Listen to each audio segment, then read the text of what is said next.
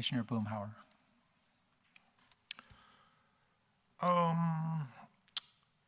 Okay, some of the stuff I wanted to cover has already been touched on, but some points. Community members, I think what you're going to hear from all of us is we hear you, but at the same time, I'm also hearing statements like, quote, Carmel Mountain Ranch does not want development, close quote. I think you as a community need to recognize that this is private property.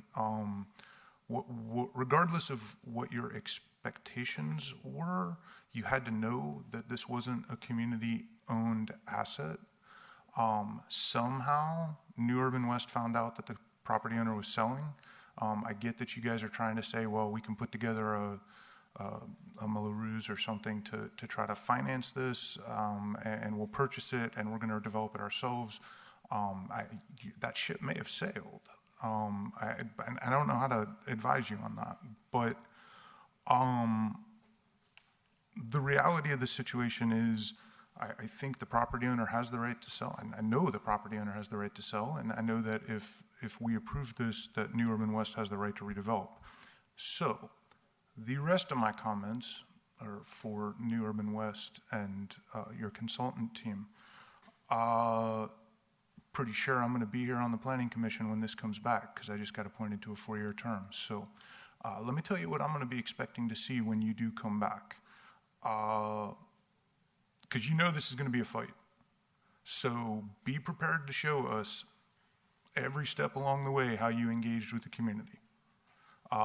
Whether they want to hear it or not, you have to make the good faith effort. You know that, Jonathan. You know how to work these things.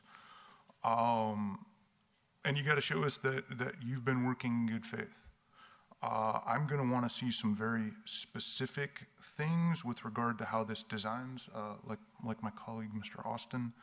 I think it's an interesting design challenge as an architect. That fascinates me. I want to see what you guys come back with. But I think that you have some opportunities here that that I'm going to expect you to take advantage of. I think it'd be fairly easy on many of these fairway sites to include some buffers. I think that the community's made the point that the transit center is all the way down here and it doesn't really serve in, and I think you guys have a tremendous opportunity as part of what you're proposing to include some kind of shuttle network, to include bikeways and walkways that connect the community back in. And I don't think that's an unreasonable expectation for us to be looking for that kind of multimodal connectivity and a way of, I mean, again, you are smack in the middle of all of this suburban cul-de-sac development. Please, dear God, I'm begging you, do better. There's lots of ways to connect these things together and actually make this a walkable, non-car centric community. And I'm going to expect to see that as part of what you guys would come back with. I also recognize that you guys are meeting the, city's minimum for on-site affordable housing. I'm not going to congratulate you on that because you got to do it. But here's another piece that I will be very interested to see how you tackle with the market rate. It's a much easier project for me to get behind and support if you're not building super high-end luxury residential. Do your 10%, you got to do that. But if you come back to me with a proposal that shows that what you're putting in here is starter housing that's going to be solidly aimed at the 80 to 220% AMI, hard for me to say no to that. If you come back and everything in here starts at 800,000, you're going to have a much better presentation at that point. I believe that is all of my comments, so I will leave it there. Thank you. Commissioner Granowitz. I agree with everything my colleagues have said, particularly the idea of buffers, which was what I was going to say, and the walkable community, and needing to do something that creates market rate affordable in the area. But I also had some things I wanted to say to the community, which I'm sure you'll hate me for. But what I found myself thinking about, and the truth is, it is unfair. You know, you made a deal, you thought this is how your life was going to be. And I have a little bit of experience with that, in that when I was 29, I had created a successful business. I was 20 years younger than anybody doing what I did. I was 6 months away from getting married. I mean, my life was pretty wonderful. And then I found out I had multiple sclerosis. And so when I hear people talk about life being fair, I had to deal with the fact that my life wasn't going to be fair, and that it was going to be much different than what I had hoped, and that I had no predictability. And for the last, since 1986 anyways, I've had to live with a lack of predictability. So for me, I've had to make lemonade out of lemons. And I think to some extent, you all do too, because change is going to happen.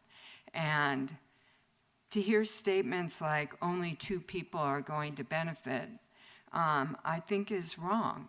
Because if housing goes in here, many, many thousands of people could actually benefit. And you could too, if you want to engage the process. Yes, there's some issues with the property owner, but being a community person who has at times, many times thought that developers were just evil and out for money, but I've had to back away from that and realize that we're all connected, and that just seeing them as them and us against them, it just never works. And you, honestly, those of us down the food chain get less of what ends up happening if you don't try to figure out how you can be creative and understand you're not going to get everything you want, and hopefully neither will the developers and owners. And that's certainly been true in my community. But the fact that there is no inclusion, there's no housing commission designated affordable housing in your community, I find troubling. In my community, we've accepted as much of it as we can.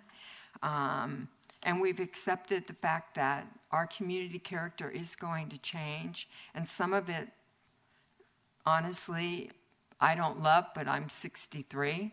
But the people that are in their 30s kind of really do. And when we do planning like this, it's not necessarily for us. It's not. I feel an obligation to try to do something for the next generation, even though I do not have children, because that's how I grew up, is that my job is to help prepare for the next generation. And honestly, as a baby boomer, I think we did a pretty bad job in many ways. And so, and having lived through the 80s when we talked about smart growth, which really meant no growth, and we're sort of here again, except that now we have thousands of people who need homes, and they're people that aren't necessarily so different from us. And so I realize I'm not an architect or an engineer, but I have worked with developers, even though I didn't necessarily want to, and we haven't got all we wanted, and neither have they. But what I've learned from having MS for all these years, among other things that have happened that also were really not fair, is that when I hold on too tight to what I thought was my dream, I end up unable to embrace what is possible. And maybe I had to do that, but I think you do too. And it hasn't all been bad. I mean, I ended up creating something I didn't know was possible. And I believe you guys are really pretty smart, and not all communities are as smart as you are and as capable. And I think you could create something pretty terrific. I don't have a clue yet what it is, but I think you have all of the raw materials to be able to do that. So I wish you well. I feel sad for your loss. Anyways, good luck. Commissioner